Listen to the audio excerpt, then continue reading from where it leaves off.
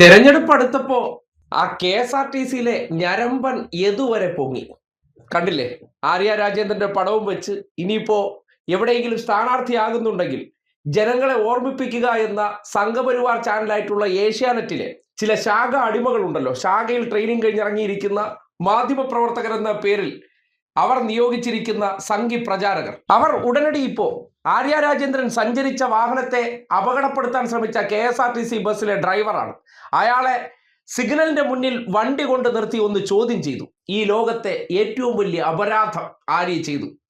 അങ്ങനെ ചെയ്തൊരു വ്യക്തി, അവൻ നേരത്തെ 2 കേസിൽ പ്രതിയാണ്. പോരാത്തതിന് ഇവന്റെ ഞരമ്പത്തരത്തെക്കുറിച്ച് മറ്റൊരു നടി കൂടി അന്ന് പരസ്യ പ്രതികരണവുമായി രംഗത്ത് വന്നതാണ്. ആദ്യത്തെ പരാതി കരമനയിൽ വെച്ചിട്ട് ഒരു സ്ത്രീയെ മുണ്ടുപൊക്കി കാണിച്ചു. സംഘികൾക്ക് എന്തുകൊണ്ട് ന്യായീകരിക്കാൻ പറ്റിയ ആളാണ്. മുണ്ടുപൊക്കികൾ, അലവലാദികൾ അല്ലെങ്കിൽ ഞരമ്പന്മാരെല്ലാം സംഘികളുടെ ഹരമാണ്. അതുകൊണ്ടാണ് ഇന്നിപ്പോ ആ ഞരമ്പൻ KSRTCയിലെ ജോലി നഷ്ടപ്പെട്ട് സ്വിഗ്ഗിയിൽ ഓടുന്നത്രേ. സ്വിഗ്ഗിയിലൂടെ ഇനി ഏതെങ്കിലും വീട്ടിൽ കയറിയവ മുണ്ടുപൊക്കി കാണിക്കൂ എന്നാണ് നാട്ടുകാർക്ക് അറിയേണ്ടത്. അമ്മാതിരി വീടിന്റെ പരിസരത്ത് അടുപ്പിക്കാൻ പറ്റാത്ത ഒരു 916 ഞരമ്പൻ, അവനെ പൊക്കിക്കൊണ്ട് നടക്കുന്നത് എല്ലാ കാലത്തും. ഇനി ആര്യ രാജേന്ദ്രൻ ഒരു നേതാവായിട്ട് വരുന്നുണ്ടെങ്കിൽ ഞരമ്പനെങ്കിൽ ഞരമ്പൻ ആയുധമാക്കി ഉപയോഗിക്കാം. ഇവനെ പോലുള്ള വ്യക്തി എന്താണെന്നറിയാൻ, കൂടെ താമസിച്ച സ്വന്തം ഭാര്യ പോലും ഇവനെ അടിച്ചു കളഞ്ഞിട്ട് ജീവനും കൊണ്ട് പോയിട്ടുണ്ടെങ്കിൽ ഏത് ടൈപ്പിലുള്ള ഒരുത്തനാണെന്ന് എല്ലാവർക്കും ചിന്തിക്കാവുന്നതേ ഉള്ളൂ.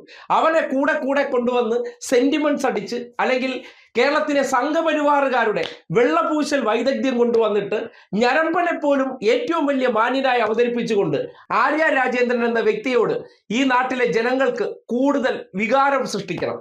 അതാണ് ഇതിനുള്ളിലെ സംഘബുദ്ധി. അതിനുവേണ്ടിയാണ് സ്വിഗ്ഗി ഡെലിവറി ബോയ് എന്ന്. ആ ജോലി പോലും ചെയ്യാൻ യോഗ്യതയില്ല. കാര്യം ഇവൻ ചെയ്ത പ്രവർത്തനവും അതിന്റെ ദുരനുഭവത്തെക്കുറിച്ച് അന്ന് ആര്യ ചോദ്യം ചെയ്ത പോലെ തന്നെ ഒരു നടിയും പരസ്യമായി ചോദ്യം ചെയ്തപ്പോൾ അവരെ പച്ചത്തെറി വിളിച്ചിട്ട് പോയവനാണ്. അവനാണ് സംഘികളുടെ മാന്യൻ. ഇമാതിരി അലവലാദികളെയൊക്കെ മാന്യനാക്കി ചിത്രീകരിച്ചുകൊണ്ട് ഏൽപ്പിക്കുന്ന ജോലി പോലും മര്യാദയ്ക്ക് ചെയ്യാതെ ലഹരി അടിച്ചുകൊണ്ട് നടക്കുന്നവനും പെണ്ണുങ്ങളെ മുണ്ടുപൊക്കി കാണിക്കുന്നവനെ വരെ മഹാനായി അവതരിപ്പിച്ചുകൊണ്ട് ഇടയ്ക്കിടയ്ക്ക് ഇടതുപക്ഷത്തിന്റെ ആരെങ്കിലും ഏതെങ്കിലും കാര്യങ്ങൾ ചോദ്യം ചെയ്താൽ അവരെ അപമാനിക്കാൻ ശ്രമിക്കുന്നതിന്റെ മറ്റൊരു വേർഷനാണ്. നാട്ടുകാർ മനസ്സിലാക്കേണ്ട ഒരു കാര്യം, KSRTC ബസ്സിൽ നിന്ന് ദുരനുഭവം നേരിടാത്തവർ ഈ നാട്ടിലില്ല. പലരും ചോദ്യം ചെയ്തിട്ടുണ്ട്. പക്ഷേ ആര്യയ്ക്കോ CPM നേതാക്കന്മാർക്കോ അവരിൽ നിന്ന് ദുരനുഭവം ഉണ്ടായിക്കഴിഞ്ഞാൽ ചോദിക്കാൻ പാടില്ല. സകലമാന ഡ്രൈവറും ആ ഗണത്തിൽപ്പെടുന്നവരല്ല. മാന്യന്മാരല്ലാത്ത പലരും ഉണ്ട്. അവന്മാർക്ക് ബസ്സിൽ കയറി കഴിഞ്ഞാൽ റോഡിലൂടെ പോകുന്നതെല്ലാം നെവർ മൈൻഡ് ഭാവമാണ്. അങ്ങനെ മാനസിക തകരാറ് പോലെയുള്ള ഒരു ലഹരിക്ക് അടിമയായിട്ടുള്ള ഒരുത്തൻ, അവൻ സ്വന്തം വീട്ടിൽ പോലും സ്ത്രീകൾ അടുപ്പിക്കാത്ത ഒരു മഹാനെ ഇരയെ പോലെ ചിത്രീകരിച്ചുകൊണ്ട് അവന്റെ സെന്റിമെന്റ്സും സഹതാപവും എല്ലായ്പ്പോഴും കേൾപ്പിക്കുന്നു എന്ന് പറഞ്ഞാൽ ഇവരുടെ ഉള്ളിൽ ഇടതുപക്ഷ നേതാക്കന്മാരോട് അല്ലെങ്കിൽ വളർന്നു വരുന്ന നേതാക്കന്മാരോടുള്ള വല്ലാത്ത തരം ഒരു അസംതൃപ്തിയാണ്. അത് ഏത് രീതിയിലാണ് പ്രകടിപ്പിക്കുന്നത്? ഏതെങ്കിലും ഒരു സംഭവം കിട്ടിക്കഴിഞ്ഞാൽ അതിൽ എതിർപക്ഷത്ത് നിൽക്കുന്നവനെ ന്യായീകരിക്കും.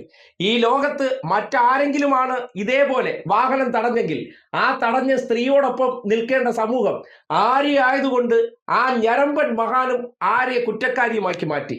ഇങ്ങനെ നമ്മുടെ നാട്ടിൽ ആടിനെ പട്ടിയാക്കി ചിത്രീകരിക്കുന്ന സംഘികളുടെ ഏറ്റവും ഒടുവിലത്തെ സഹതാപമാണ് സ്വിഗ്ഗി ഓടുന്നു അത്രേ. ഇതെന്തേ, സംഘികളുടെ പല പ്രൈവറ്റ് ബസ്സുകളും ഇല്ലേ, അവിടെ അവന് ജോലി കൊടുത്തൂടെ? അവിടെയൊന്നും ഞങ്ങൾ കയറ്റൂല, ഞങ്ങൾ ഇവനെ ഇങ്ങനെ വെച്ച് സെന്റിമെന്റ്സ് വർക്കൗട്ട് ചെയ്തുകൊണ്ടിരിക്കും. ഇത്രയും സംഘികൾ ഇവനെ സപ്പോർട്ട് ചെയ്ത് ഈ നാട്ടിലുണ്ട്. ഏവന്റെങ്കിലും ഒരു വീട്ടിൽ ഡ്രൈവറായിട്ട് നിർത്താലോ? എന്തേ നിർത്തുന്നില്ല? പേടിയുണ്ട്. ഇവന്റെ ഞരമ്പത്തരം വീട്ടിൽ കയറി കാണിച്ചാൽ അവിടെ ഞങ്ങൾക്ക് വിഷമമാവും. പിന്നെ എല്ലാ കാലത്തും ഞങ്ങൾക്ക് ആര്യ രാജേന്ദ്രനെതിരെ ഒരു ഇര വേണം. ആ ഇരയാക്കി കൊണ്ട് നടക്കുന്നവനെ ഇപ്പോൾ ഏഷ്യാനെറ്റ് കൊണ്ടുവന്നതിന്റെ ഉദ്ദേശം തെരഞ്ഞെടുപ്പ് കാലമാകുമ്പോൾ പലരെയും കുറിച്ച് ഓർമ്മപ്പെടുത്തുക എന്നുള്ള തന്ത്രമാണ്. അതിനപ്പുറത്തേക്ക് ഒരു ഞരമ്പനായിട്ടുള്ള ഒരു കണക്കിന് മാനസിക സ്ഥിരതയില്ലാത്ത ഒരുത്തൻ അവനെ ഇങ്ങനെയൊക്കെ പർവ്വതീകരിക്കുന്നത് അല്ലെങ്കിൽ അവനെ ഉയർത്തിക്കാട്ടുന്നത് എന്ന് പറഞ്ഞാൽ അത് ദുരുദ്ദേശമാണെന്ന് നാട് മനസ്സിലാക്കണം.